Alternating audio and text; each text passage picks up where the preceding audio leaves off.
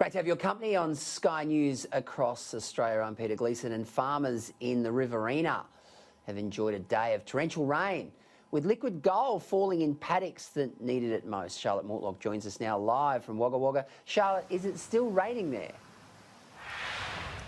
So it is. It's been raining non-stop since about 10:30 last night.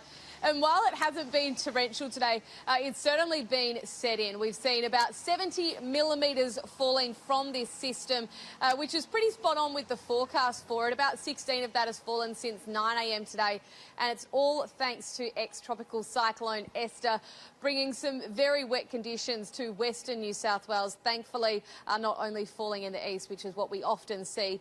It's certainly been a really tough time for farmers, not only here in Wagga Wagga where I am, but right around the Riverina. Now, I was out today in Yavin Creek with a family out there, the Pearce family.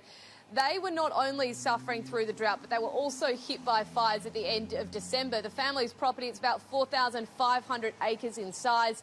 During that fire that came through on December 30, all but 200 acres were destroyed. They also lost around 170 head of cattle. So for them, today is extra exciting, extra celebrations there because of this rainfall and what they will be able to do with it. Oh, this is massive. We've had in excess of 40 millimetres over the last 2 days. We've had 100 millimetres back in February, so that was the beginning of the pasture recovery phase for us.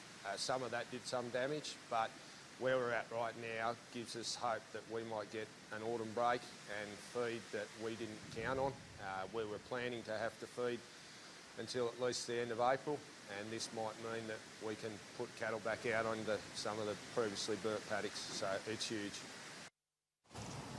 So, Gleeso, not only is this fantastic for the pastures and the crops and for grazing, but it's also great for morale here in Wagga Wagga. Certainly a lot more people with a spring in their step today, and they are hoping it's a sign of what's to come in 2020.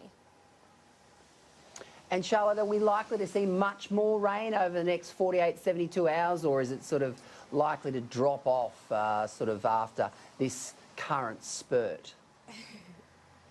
Well, look, unfortunately it is going to be a fairly abrupt ending. Tomorrow on the forecast it is completely dry. They're expecting less than a millimetre here, and even that's a pretty low percentage chance of that happening. So I think it is going to be dry tomorrow. Certainly tonight we are hoping that this rainfall will stick around at least for a few more hours. Some parts around the river region actually got some pretty good falls in February as well. Some places got as much as 100 millimetres. So now team that with what we saw today, around 50 to even 100 millimetres in some parts of the Riverina.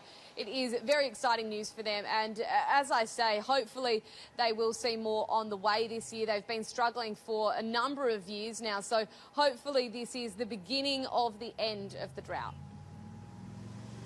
Well, Charlotte, it's great news. It really is. I mean, farmers will be rejoicing in that area. Thanks for joining us tonight. Really appreciate it.